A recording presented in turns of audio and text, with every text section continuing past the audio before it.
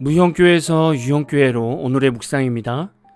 오늘은 고린도전서 12장 4절에서 11절까지 말씀을 묵상하겠습니다. 성경 말씀을 듣겠습니다. 은사는 여러 가지나 성령은 같고 직분은 여러 가지나 주는 같으며 또 사역은 여러 가지나 모든 것을 모든 사람 가운데서 이루시는 하나님은 같으니 각 사람에게 성령을 나타내심은 유익하게 하려 하심이라.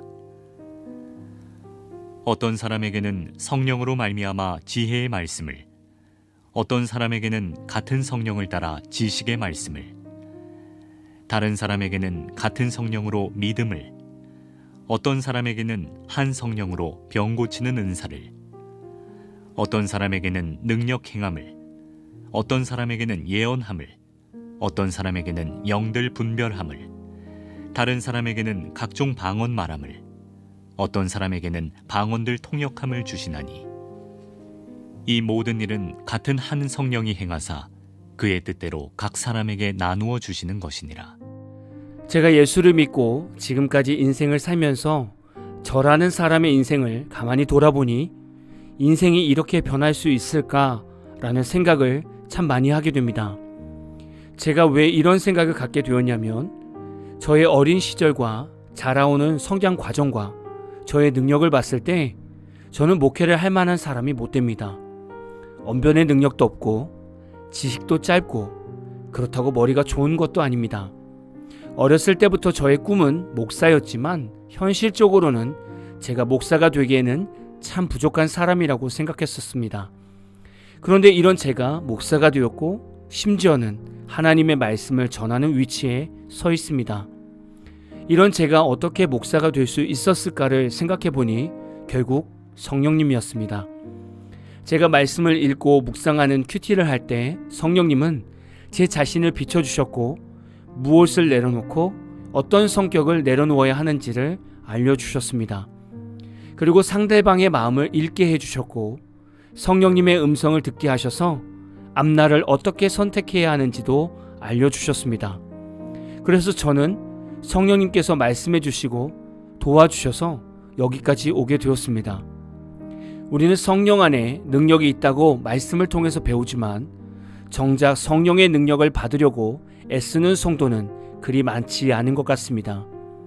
지금 이 시대는 공부를 정말 열심히 시킵니다. 당연히 지식적인 노력이 필요합니다. 그러나 만약에 모든 사람들이 성령 하나님의 능력을 알게 된다면 자녀들을 지금처럼 공부로만 들들 볶지는 않을 것입니다. 그리고 오히려 자녀들을 양육하면서 하나님께서 주신 그리고 하나님께서 주실 은사를 기대하며 자녀들의 달란트를 찾는데 더 많은 시간을 할애할 것입니다. 물론 어른 성도들도 얼마든지 성령의 은사들을 받을 수 있습니다. 무엇보다 성령의 은사를 받으려면 선행되어야 하는 것이 하나님을 아는 지식을 쌓는 것입니다. 오늘 말씀을 보면 성령의 다양한 은사들이 나옵니다. 여러분은 성경을 읽으시면서 성령의 은사가 얼마나 뛰어나고 강력한지 감이 오십니까? 여러분에게 지금 필요한 성령의 은사는 무엇입니까? 성령의 은사에 대해 간단하게 설명해 보겠습니다. 먼저 지혜의 말씀입니다. 이것은 어려운 문제를 현명하게 해결하는 능력입니다. 여러분도 살아보셔서 알겠지만 우리가 모든 상황을 다 알 수 없습니다. 이 능력은 우리가 알 수 없는 상황이 벌어졌을 때 그리고 내가 경험하지 못한 일 중에서 문제가 생겼을 때 가장 현명하게 판단하고 풀어가는 능력입니다. 다음은 지식의 말씀입니다. 이것은 중요한 정보와 지식을 활용하는 능력입니다. 많은 사람들은 똑같이 공부를 해도 습득하고 이해하는 능력이 다 다릅니다. 어떤 이는 공부의 근본을 깨달아서 배우지 않은 것도 적용하여 풀어가는 사람이 있는가 하면 모든 것을 외워도 문제를 풀지 못하는 사람도 있습니다. 이 능력은 지식의 근본을 깨달아서 단순한 암기를 넘어서 지식의 근본을 깨닫고 풍부한 하나님의 지식으로 모든 일들을 해결해가는 능력입니다. 다음은 믿음의 은사입니다. 어려움 속에서 하나님을 신뢰하고 도전하는 능력입니다. 사람들이 볼 때 완전히 막힌 인생의 길이라고 말하는 상황을 믿음의 은사자들은 하나님의 뜻이 보이면 막힌 인생길도 그냥 순종하며 앞으로 나아갑니다. 그래서 보이지 않았던 길에서 하나님의 길을 만들어냅니다. 다음은 병 고치는 은사입니다. 심리적, 신체적 상처를 치유하는 능력입니다. 성령 안에서 기도해 주거나 예수의 이름으로 선포할 때 육체적인 질병뿐만이 아니라 마음의 병과 생각의 병을 치유하는 능력입니다. 세상의 의술보다 더 완벽한 치유 능력입니다. 다음은 기적을 행하는 능력입니다. 기적적인 해결책을 제시하는 능력인 것이죠. 사실 이 은사는 우리에게 확 와닿지 않을 수 있습니다.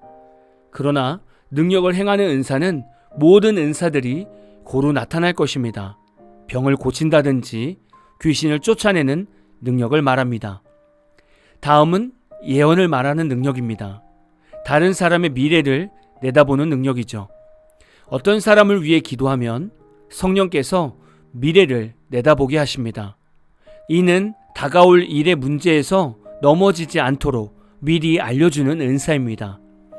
이 예언은 자칫 무당에게 앞날을 묻는 것처럼 사용되거나 또 그렇게 이해하는 성도들도 있습니다.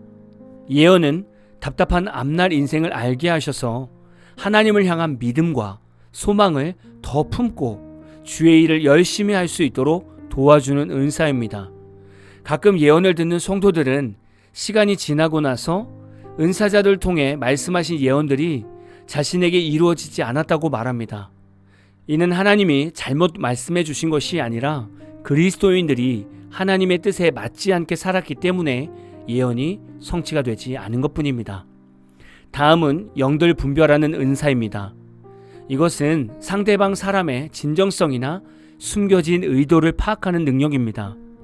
만나는 상대방이 잘못된 의도를 가지고 있을 때 우리는 모르지만 성령님이 불편한 마음을 주시거나 안 좋게 여기는 마음을 주셔서 피할 자를 피하게 하시는 능력입니다. 또한 이단에게 전도를 받을 때 똑같은 복음을 듣는 것 같지만 영들 분별하는 은사가 있으면 복음을 들어도 다른 복음이라는 것을 알게 됩니다. 다음은 방언입니다. 언어 장벽을 넘어서 소통하는 능력입니다. 흔히 성도들이 알고 있는 하늘의 언어가 있을 겁니다.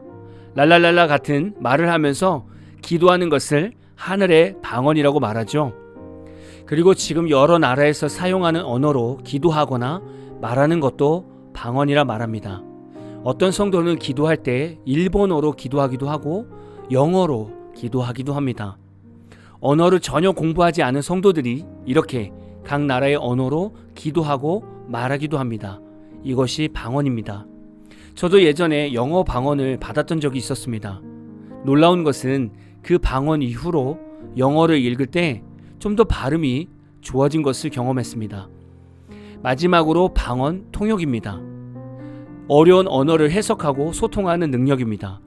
하늘의 언어로 기도를 하더라도 내 영이 그리고 다른 성도가 어떤 기도를 하고 있는가를 통역하는 능력입니다. 물론 여러 나라 방언 은사를 통역하는 능력도 이 은사 안에 있습니다. 우리가 이 땅에서 열심히 공부하고 습득하려는 능력들이 다 성령 안에 있습니다. 많은 사람들이 문제를 어떻게 하면 현명하게 해결할 수 있을까를 늘 고민하지 않습니까? 또한 뛰어난 지식으로 좋은 회사에 들어가기를 원하지 않습니까? 그리고 영어와 일본어 등의 언어를 잘해보려고 얼마나 노력합니까? 이런 모든 은사들이 다 성령 안에 있습니다. 성령님께서 성도들에게 이렇게 은사들을 주심은 분명한 이유가 있습니다. 하나님은 성도들에게 성령의 은사를 주셔서 교회 안에서는 덕을 세우며 사회생활하면서는 하나님의 영광을 위해 살기를 원하십니다. 성도들 중에는 이런 은사를 이미 받은 경우도 있을 겁니다.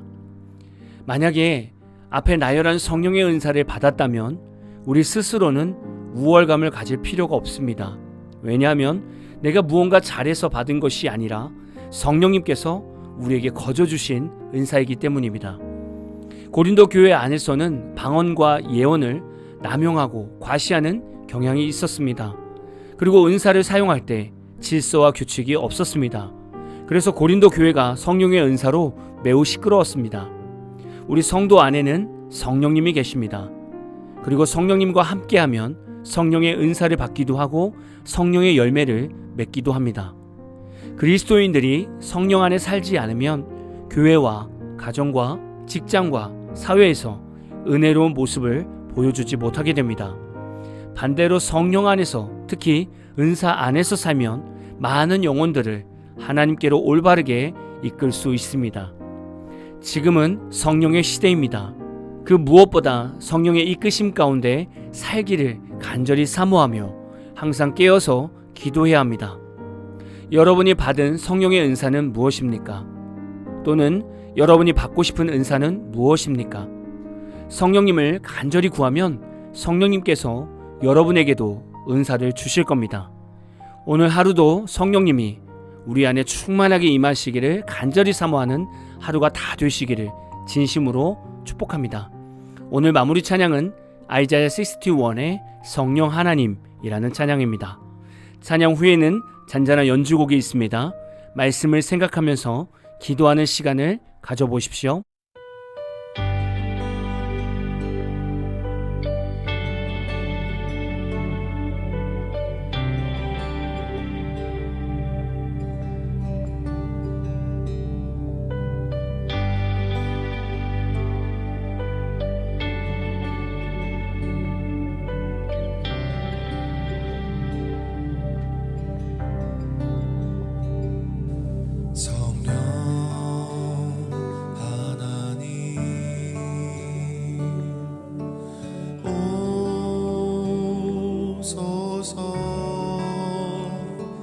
아버지 마음 잘 아시는 성령 하나님, 모든 빚을이 무너지고 주님의 성령을 부어 주사 내 안에 무너진 성벽을 주님의 진리로 세워주소서. 성령이여